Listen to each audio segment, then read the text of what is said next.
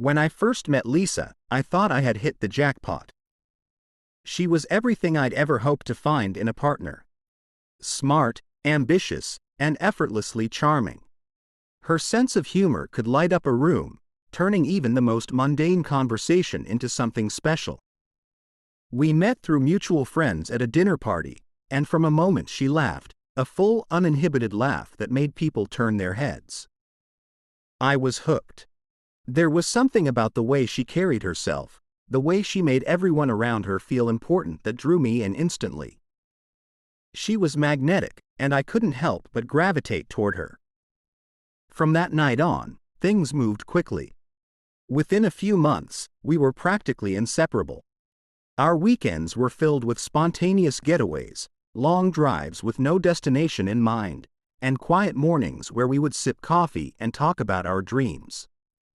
We built a world of shared jokes, whisper confessions, and an unspoken understanding that we were creating something real, something lasting. Lisa's career was taking off at an impressive pace. She worked in a fast-paced corporate job, a high-powered environment where she thrived.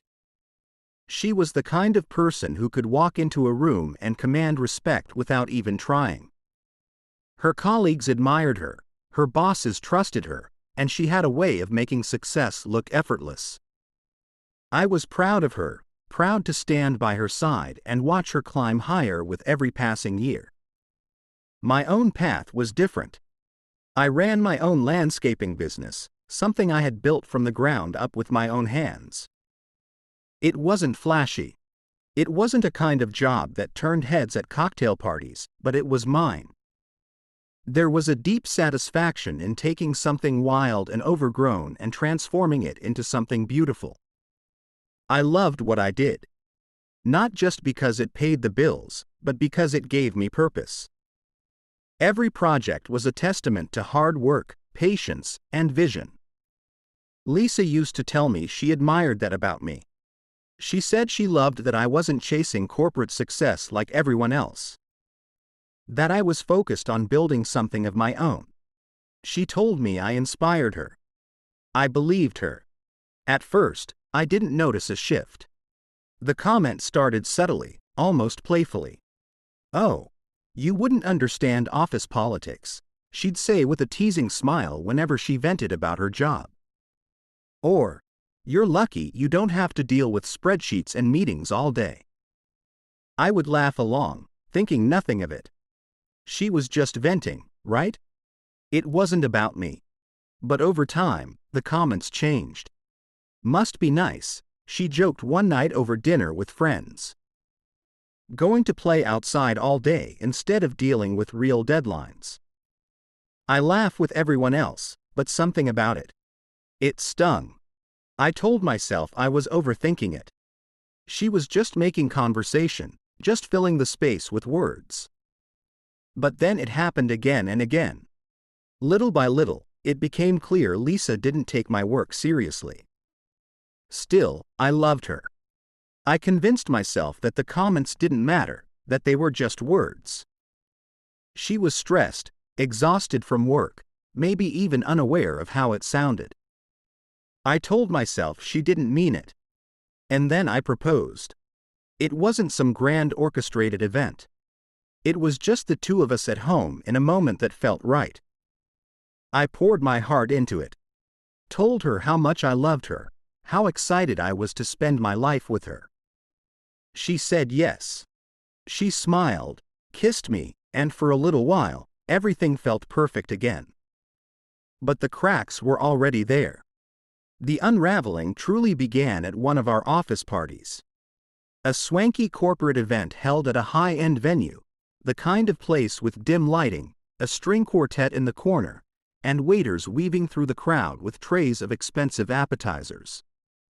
Lisa had insisted I come, saying it would be a great opportunity to meet her colleagues, to see the world she lived in every day. I wasn't entirely comfortable with the idea. Corporate settings weren't my thing, and I wasn't sure how I'd fit in. But Lisa was excited, and I wanted to support her. So, I put on my best dress shirt, made sure I looked polished, and walked into that world by her side. At first, everything seemed fine. Lisa introduced me with her usual charm, her hand resting lightly on my arm as she beamed at her colleagues. I smiled, shook hands, made small talk. Then came the inevitable question. So, what do you do? The man asking was in his early 40s, his suit tailored perfectly, an expensive watch peeking from under his cuff. I own a landscaping business, I said. Standing tall. We specialize in transforming outdoor spaces, creating something beautiful from the ground up. His reaction was subtle but unmistakable. A slight lift of the eyebrows, a polite but dismissive smile. Ah, that's interesting. I ignored it. But as the night went on, I noticed a pattern. Every introduction led to the same question, the same response, the same barely concealed flicker of condescension. And then Lisa joined in. Someone asked how we met, expecting a romantic story.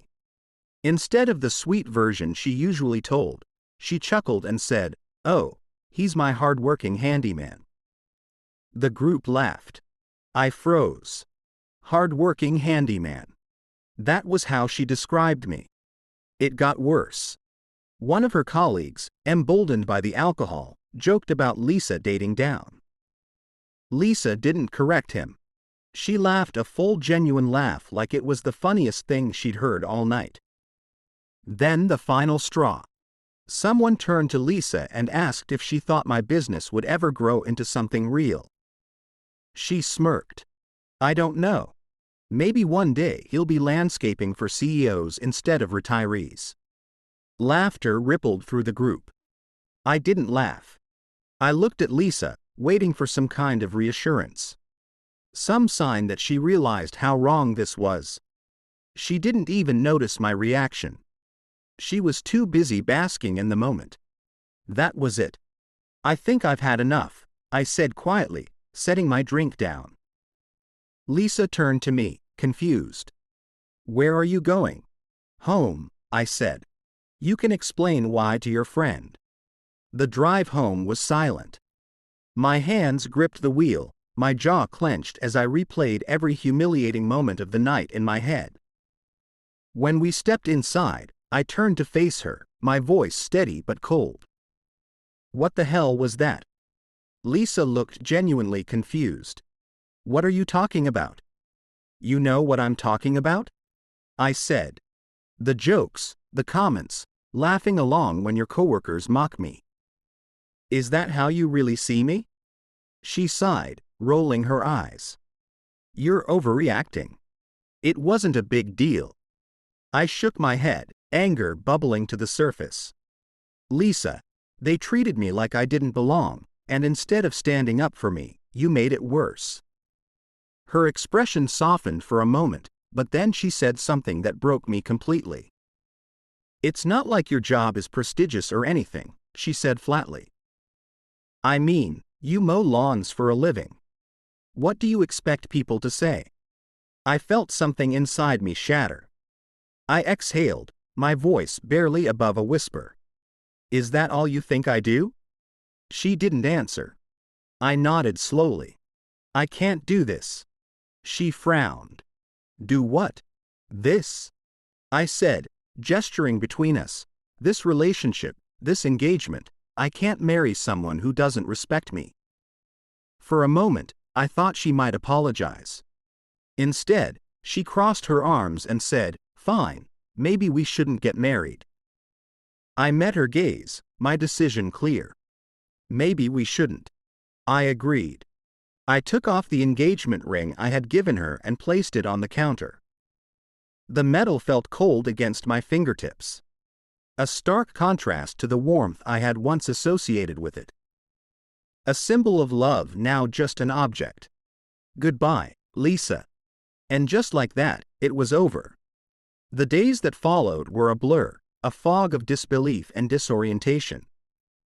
One moment, we had been making wedding plans, debating over venues and floral arrangements.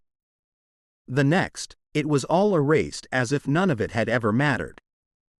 The engagement was over. The wedding was canceled, and Lisa had vanished from my life just as quickly as she had entered it. At first, it didn't feel real. I kept catching myself waiting for her. I would hear a noise and glance toward the door, half expecting her to walk in with a casual, "Hey," as if nothing had changed.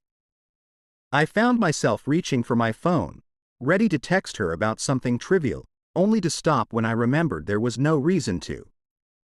The silence was the loudest part of it all. The house felt emptier.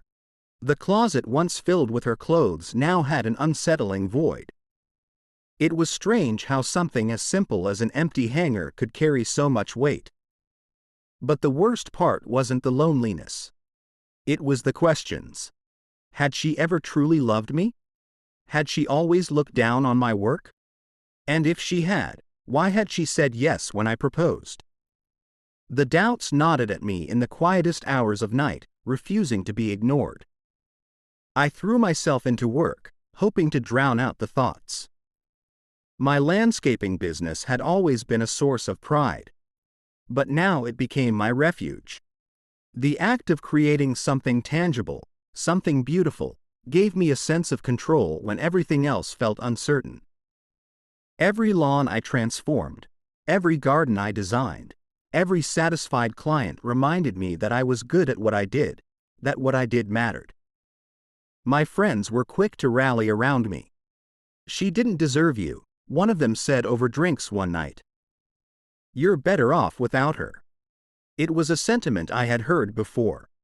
One of those well-meaning clichés people offer in times of heartbreak. But sometimes clichés are exactly what you need to hear. My family was just as supportive. My mother never wanted to hold back her opinions. Shook her head when I told her everything. "She's out of her mind," as she couldn't see how lucky she was, she said, her voice firm. Little by little, I started to reclaim myself. I took up running again, something I hadn't done since college. The early morning quiet, the rhythmic sound of my footsteps against the pavement, the cool air filling my lungs.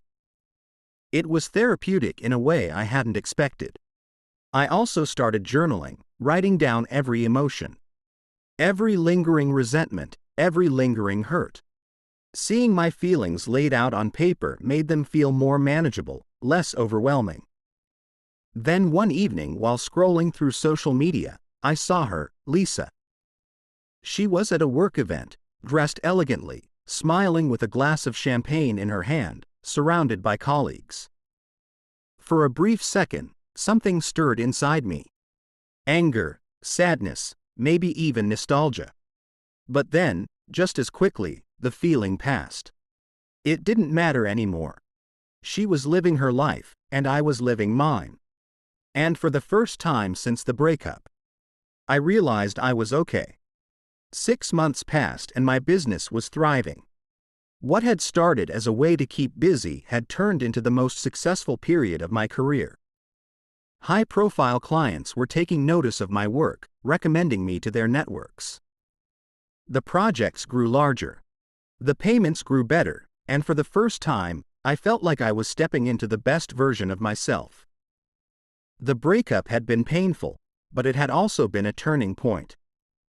Then, unexpectedly, Lisa reached out. The text came from an unknown number. "Hey, it's Lisa. Can we talk?"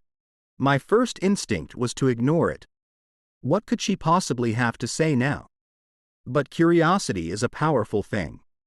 After a moment's hesitation, I replied, "What do you want?" She beat around the bush. "I've been thinking a lot about what happened. I want to apologize. We met at a small coffee shop, a place we had once gone together." She was already there when I arrived, sitting at a corner table. She looked different, tired. Maybe even a little lost. "Thanks for meeting me," she said as I sat down. "What's this about, Lisa?" I asked, keeping my voice neutral. She hesitated, fingers wrapped around her coffee cup as if searching for the right words. "I owe you an apology," she finally said, "for everything, for how I treated you, for the things I said at that party. I was wrong. I waited, letting her continue. I didn't realize how much I hurt you, she admitted. I was so caught up in my own world that I didn't see how disrespectful I was being. You deserve better. Her words sounded sincere, but they didn't erase the past. I appreciate the apology, I said. But why now? What's changed? She looked down, stirring her coffee absent-mindedly. I've had a rough year. Work's been challenging, and I've had a lot of time to reflect. I know I can't undo what I did, but I wanted you to know I'm sorry. For a brief moment, I almost felt bad for her. Almost. I'm glad you had time to reflect, I said. But your apology doesn't change what happened. You didn't just hurt me, Lisa. You made me feel small, like I wasn't enough. That's not something I can just forget. Tears welled in her eyes, but she nodded. I understand. I stood up, feeling lighter than I had in months. Take care of yourself, Lisa. Walking out of that coffee shop, I felt something I hadn't expected. Closure. Her apology hadn't fixed anything, but it had allowed me to fully let go. Life after Lisa flourished. My business reached new heights. A corporate client hired me to redesign the landscaping for their office building. An office building just down the street from Lisa's company. The irony wasn't lost on me. The project became one of my greatest successes, bringing even more opportunities my way. The work Lisa had once belittled as just mowing lawns had become something prestigious, something respected. Beyond work, my personal life thrived. I reconnected with old friends, spent more time outdoors, and eventually started dating again. One connection turned into something real. Megan and I had known each other since college. But life had pulled us in different directions. When we reconnected, everything felt easy, effortless. She was warm, funny, and most importantly, she respected me. Truly respected me. One evening as we walked through a park I designed, she turned to me and said, "You create beauty." How many people can say that about their job? For so long, I had let Lisa's words make me question my worth. But Megan saw me, really saw me, and she valued what I did. Looking back, I realized how much I had grown. The breakup had been painful, but necessary. It forced me to re-evaluate not just what I wanted in a partner, but what I deserved. I deserve respect. I deserve someone who saw me as an equal, not a joke. Now, my life is exactly where I want to be. My business is thriving. My relationships are stronger than ever. And I found someone who values me for who I am. Sometimes the hardest decisions turn out to be the best ones. And to anyone who's ever felt disrespected or undervalued, don't settle. Walk away if you have to.